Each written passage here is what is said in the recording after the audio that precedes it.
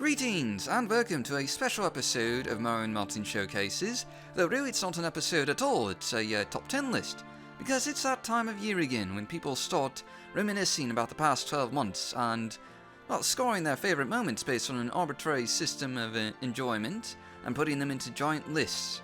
So I thought I'd get in on that and do my own top 10 list of my favourite mods of 2014.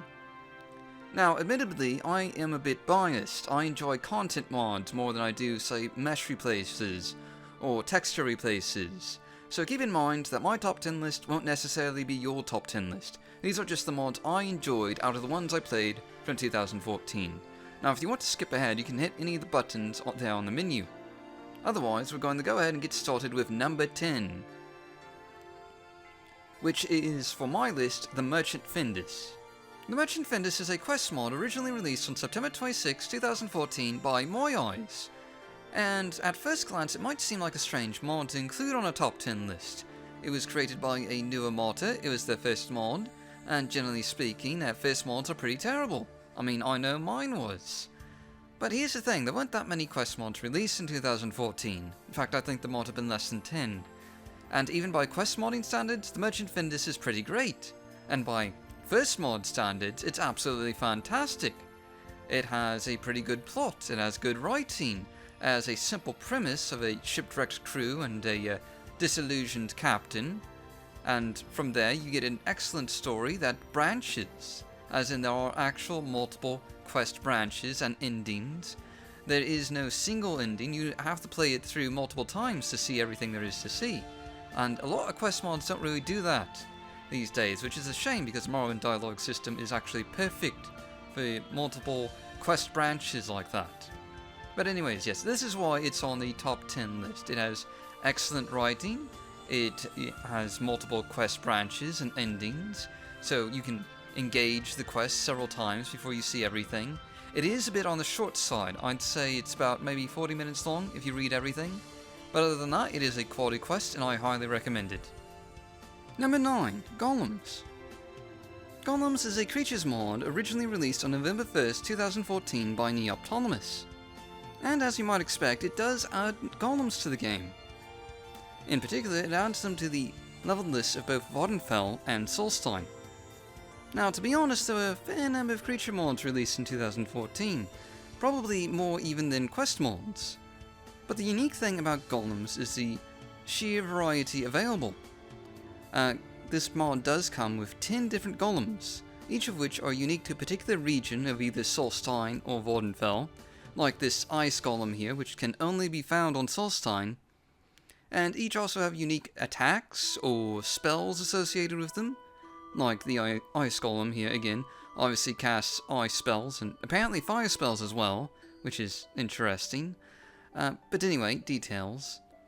The great thing about mods like this is that while you're exploring the world you can still run into new encounters, and Golems is in particularly very good at this because of the sheer variety again.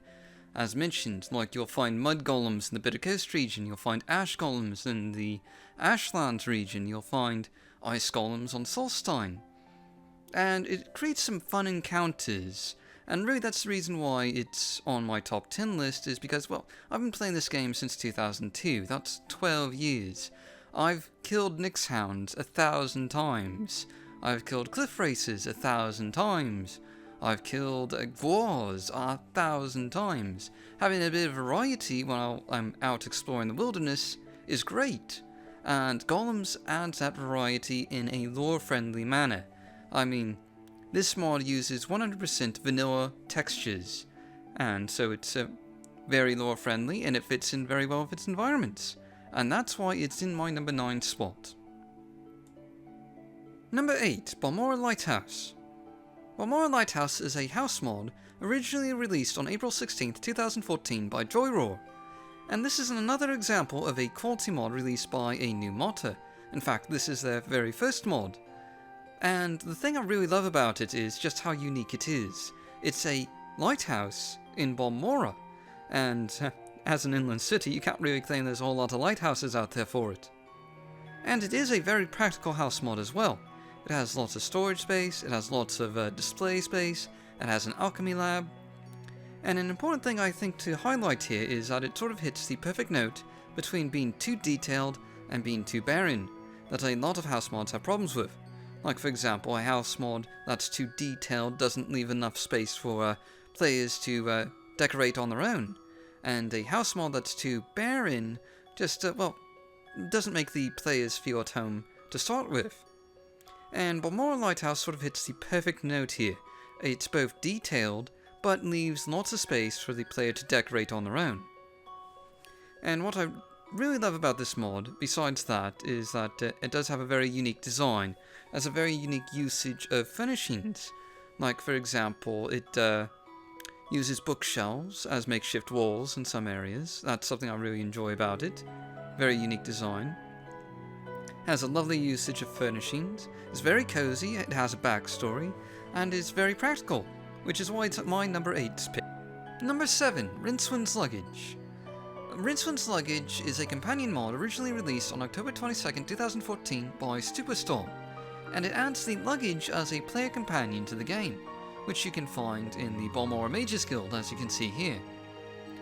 Now, for those of you who don't know, the Luggage is a character from the Discworld series of books, who follows the wizard Rincewind around, and is often described as being half chest and half homicidal maniac, which sounds like the perfect companion for you, doesn't it? But in any event, this is a very unique companion mod, probably the most unique companion mod that came out in 2014. I mean, there weren't a whole lot of companion mods that were released in 2014, there were a few, not a whole lot, and the Luggage certainly stands out as being, well, a rather amusing character to have around. When you saw that attack animation where he just bites into your opponents. Very interesting to watch. And he's also a very useful companion to have, because of course he will fight for you, and you can also use him as an actual chest. And you can store things in him.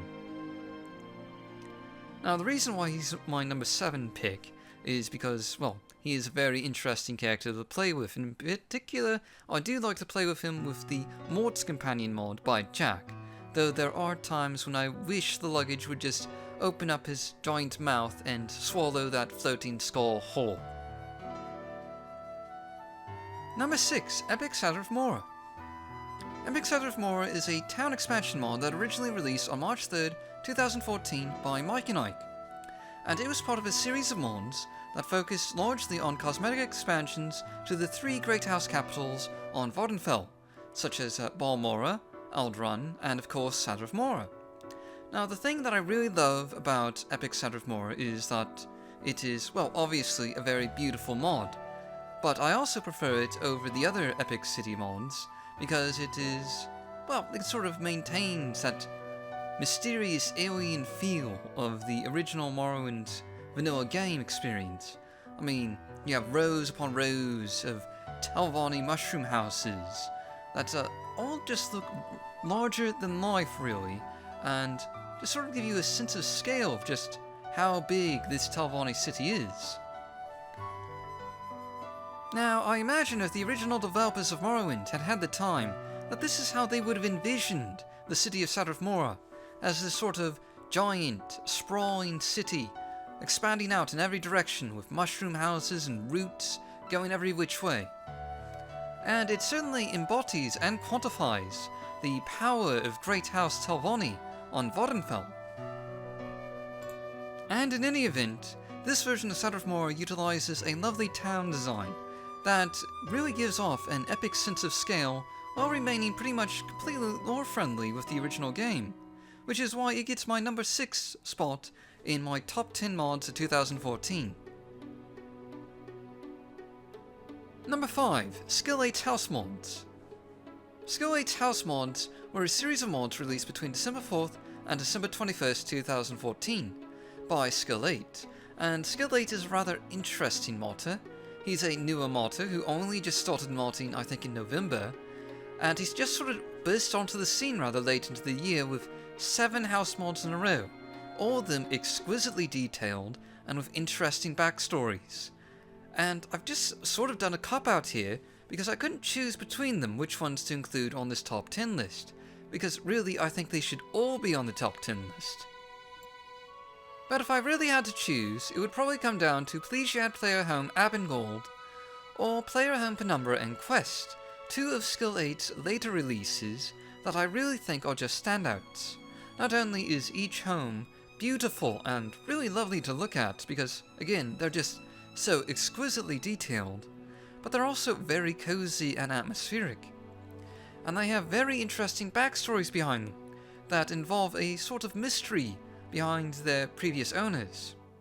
Clues of which you can find here and there, which tell you a bit about the previous owner's lifestyle and what happened to them. This sort of blending in of storytelling and player housing is really what makes Skill 8's mods unique, and why I consider them my number 5 top 10 mods of 2014. Number 4, Arvs-Spelun. Arvs-Spelun is a house mod originally released on May 9th, 2014 by Stav Rogan.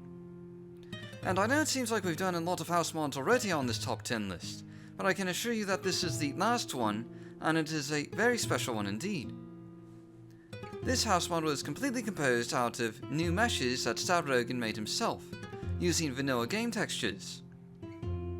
As you can probably tell here, the walls are actually the Dunmer Stronghold textures.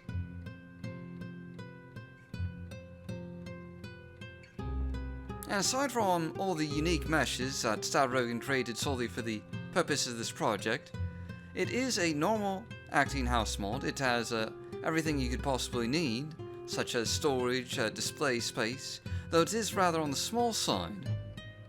And it has a wonderful atmosphere, and that's really the reason it's in my number 4 spot on my top 10 list of 2014 mods, is that it has a great atmosphere and it is a very cool looking house mod.